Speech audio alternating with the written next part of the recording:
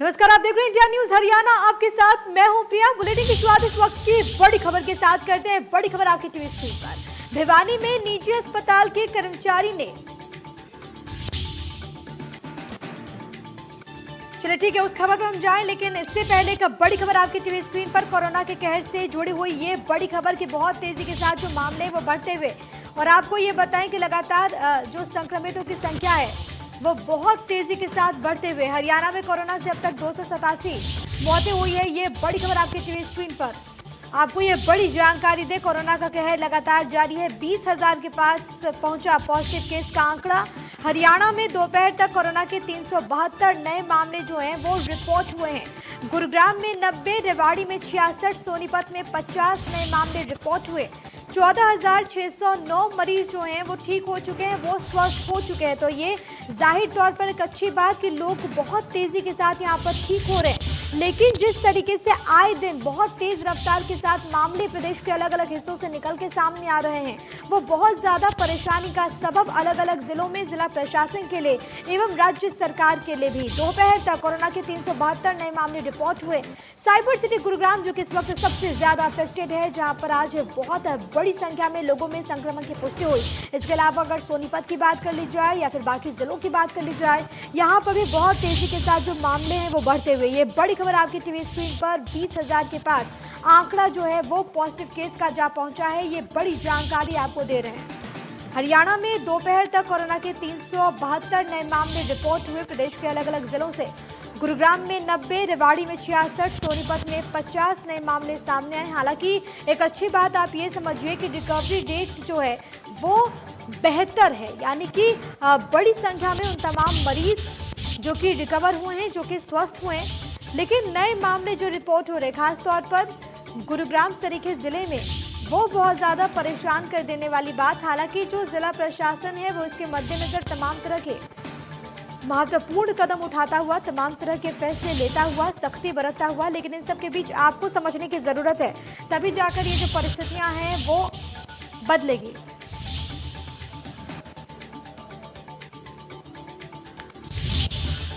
ये बड़ी खबर आपकी टीवी स्क्रीन पर। और फिलहाल आगे बढ़ते हुए एक और बड़ी खबर मिल रही है, जरा ये भी आपको बता देते हैं आपकी टीवी स्क्रीन पर। ये बड़ी जानकारी, HSSC ने लॉन्च किया समाधान पोर्टल। HSSC के द्वारा इसकी लॉन्चिंग, कैंडिडेट की शिकायतों के लिए पोर्टल का शुभारंभ। ये आपको बड़ी जानकारी दे रहे। रिजल्ट और भर्ती से जुड़ी जानकारी ले सकेंगे कैंडिडेट। विज्ञापन और इंटरव्यू से जुड़ी जानकारी भी इसमें मिलेंगे। तो जाहिर तौर पर एक बड़ी राहत लोगों के लिए, कैंडिडेट की शिकायतों के लिए पोर्टल का शुभारंभ किया गया है, जिसमें तमाम डिटेल्स जो हैं वो आपको मिलेंगे। ये बड़ी खबर इस वक्त की आपकी टीवी स्क्रीन पर, जहां पर HSSC ने लॉन्च किया समाधान पोर्टल। ये बड़ी खबर, कैंडिडेट की शिकायतों के लिए दरअसल इसका शुभारंभ किया गया है। रिजल्ट और भर्ती से जुड़ी तमाम जानकारियां आपको इस पोर्टल पर मिलेंगी। विज्ञापन हो या फिर इंटरव्यू हो, इससे रिलेटेड जो भी इंफॉर्मेशंस आप यहां से कलेक्ट कर सकेंगे कैंडिडेट की शिकायतों के लिए। दरअसल इस पोर्टल का शुभारंभ किया गया है। आपकी कोई भी शिकायत हो, कोई भी समस्याओं हो, को आप इसके जरिए रख सकते हैं। समाधान पोर्टल के जरिए आप अपनी बात रख सकते हैं। इस वक्त की बड़ी खबर आपकी टीवी स्क्रीन पर। रिजल्ट और भर्ती से रिलेटेड तमाम इंफॉर्मेशंस आप यहां से हासिल कर सकेंगे। विज्ञापन और इंटरव्यू से जुड़ी जानकारियां भी आपको यहां से मिलेंगी।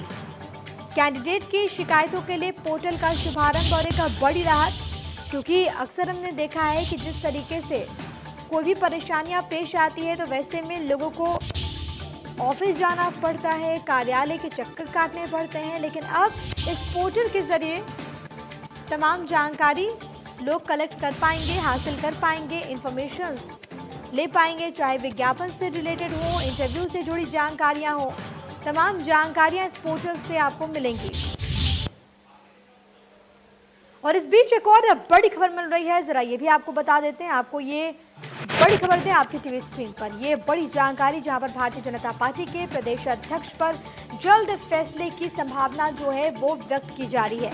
सीएम के कार्यक्रम में बदलाव के बाद बड़ी संभावना, ये आपको बड़ी खबर दे रहे। रोहतक से वापस दिल्ली जा सकते हैं सीएम। ये एक महत्वपूर्ण जानकारी निकलकर सामने आ रही है, क्योंकि पहले सीएम को रात में रोहतक ही में रुकना था, लेकिन अब ये जानकारी मिल रही है कि सीएम वापस दिल्ली जा सकते हैं। सुबह ही प्रधानमंत्री से मुलाकात हुई और अब जो कयास है वो बहुत ज़्यादा इस बात के कि जल्द ही ऐलान हो सकता है, क्योंकि ये जो मुलाकात प्रधानमंत्री नरेंद्र मोदी और मुख्यमंत्री मनोहर लाल के बीच हुई, इसे आखिरी मुलाकात भी इस दिशा में, क्योंकि संगठन मजबूती और नया प्रदेशाध्यक्ष भारतीय जनता पार्टी का कौन होगा, इस लेकर तमाम तरह की बातें, तमाम तरह के अटकलें, लेकिन इन सबके बीच ये मुलाकात जो कि अपने आप में आखिरी से लगती है और ऐसे में संभवतः जल्द ही नाम का ऐलान हो। हालांकि सूत्र ये बताते हैं कि रेस जो है उसमें सबसे आगे अगर कोई नाम चल रहा है तो वो कृष्णपाल गुर्जर का चल रहा है, लेकिन अब क्या कुछ फैसला लिया जाता है और कब इससे पर्दा उठता है वो भी अपने आप में देखना महत्वपूर्ण, देखना दिलचस्प। लेकिन अब कयास बहुत ज्यादा इस बात के लगाते हुए कि नए प्रदेश अध्यक्ष का फैसला जो है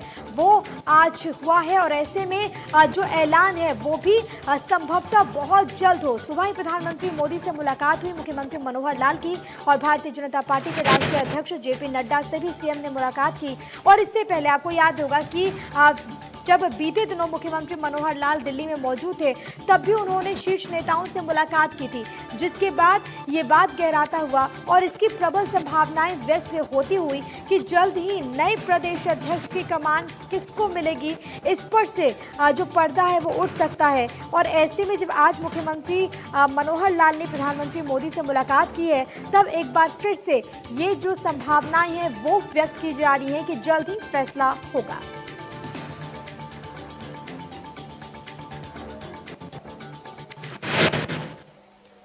यूपी का चर्चित गैंगस्टर विकास दुबे का एनकाउंटर कर दिया गया है। कानपुर शूटआउट का मुख्य आरोपी विकास दुबे पिछले 7 दिनों से पुलिस अलग अलग राज्यों में उसकी तलाश कर रही थी। आज पुलिस वालों की हत्या के बाद से विकास दुबे फरार था। विकास के दूसरे साथियों को पुलिस ने मुठभेड़ में ढेर कर दिया। हालांकि विकास पुलिस के हाथ नहीं आ रहा था।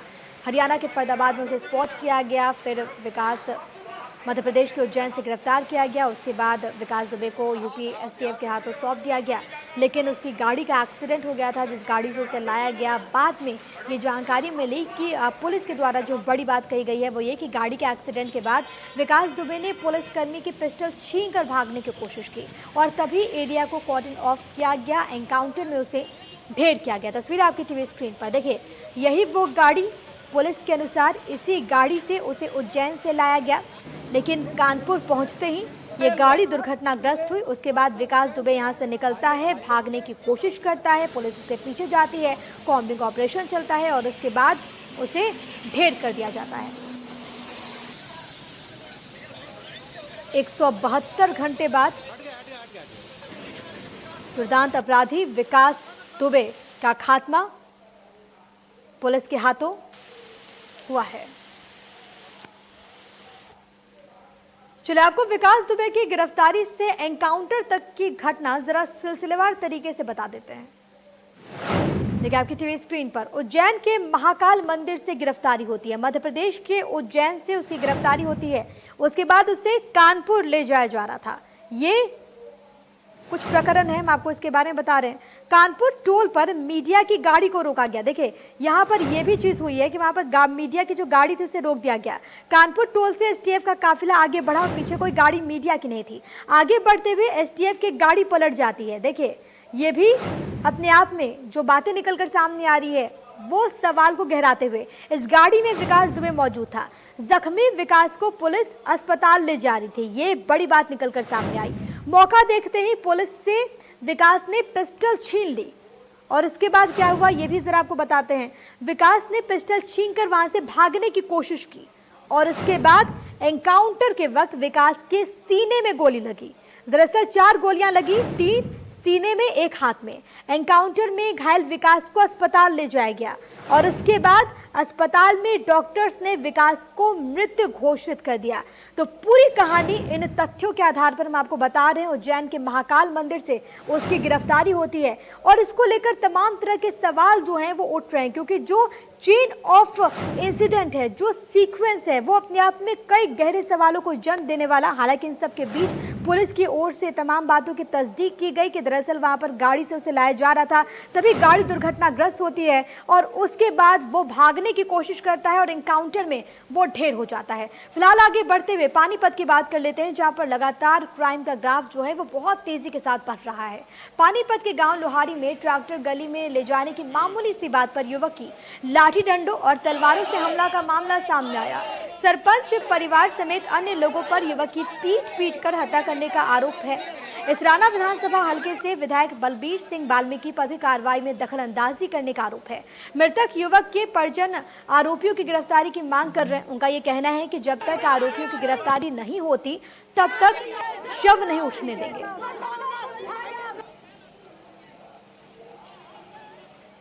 गांव लोहारी जिला पानीपत के अंदर अंकुश शर्मा जो ट्रैक्टर में आंधी में पेड़ उखड़े हुए थे उनको लेकर गांव में आ रहा था। आने के बाद वाल्मीकियों की बस्ती में ट्रैक्टर को रखवा कर लड़के के साथ हाथापाई करी। हाथापाई करने के बाद लड़के का बाप और उसका बड़ा भाई आ गए। आने के बाद वो अपने लड़के को घर में लेकर चले गए थे। घर में लेकर चलने के बाद उसको करीब 1.5 घंटे तक अंदर ही बैठे रहे। वो पुलिस के पास फ़ोन कर दिया था। 1.5 घंटे तक इस राणा की पुलिस नहीं पहुंची। SHO से बात हो ली थी फ़ोन पर, वो फिर भी नहीं पहुंचे। नहीं उन्होंने उसके मकान के दरवाजे को खुलवा कर बाहर निकाल लिया। निकालने के बाद वो लड़का कल्ला दोबारा फिर पकड़ लिया उन्होंने। वहीं लड़के को डंडे, गंडासी, तेज़दार हथियार और ईंट पत्थर मार मार कर लड़के को वहीं ख़त्म कर दिया। ख़त्म करने के बाद जो लड़के को उठाने गए या छटवाने गए थे बाकी लोग, उनको भी सबको चोटें दी हैं। तेज़दार हथियार भी मारे हैं, ईंटें भी मारी हैं। जो बाइक थी वहाँ बाइक भी तोड़ दी। 2 ट्रैक्टर थे, ट्रैक्टर भी तोड़ दिए। मकान के अंदर जो डांगर थे, डांगरों को भी पीटा। जो लेबर वाले जीरी लगाने के लिए आए थे उनके साथ भी हाथापाई करी है। कितने लोग आए थे वहाँ पे? करीब वो जो उनकी पूरी बस्ती थी, पूरा मोहल्ला था। लेडीज़ भी उनके साथ थी और आदमी बच्चे सब जो भी थे ना, सारा का सारा मोहल्ला उनका इकट्ठे थे। रात को ये 2 परिवारों का आपस में झगड़ा हो गया था, बलून समाज और पंडितों का, जिसमें 3 आदमी हुए थे टोटल के, जिसमें एक बंदा एक्सपायर हो गया। तो अभी जेड हाउस में रखा है। जैसे ही परिजन का जो भी कंप्लेंट नहीं, उस हिसाब से कार्रवाई होगी।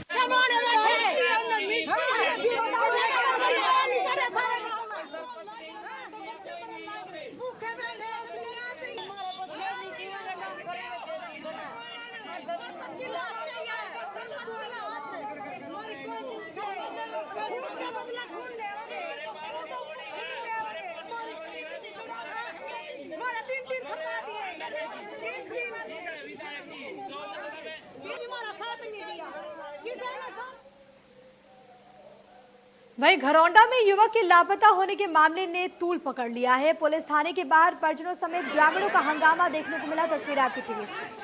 कुछ युवकों पर जतिन को नहर में धक्का देने का आरोप है।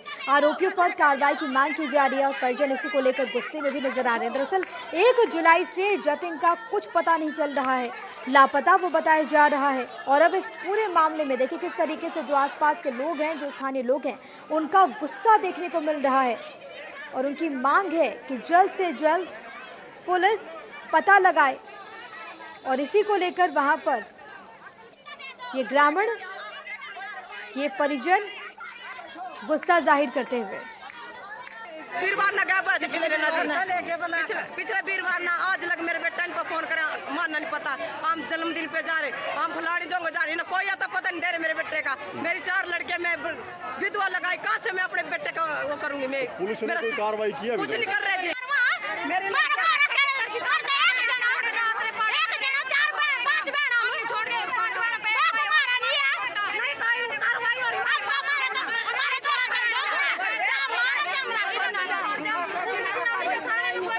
दो 3 दिन बाद इन्हें दरखास्त दी थी, उस पर पर्चा दर्ज कर दिया था 346 IPC। उसके बाद जिन लड़कियों का इन्हें नाम लिया था उनसे पूछताछ करी।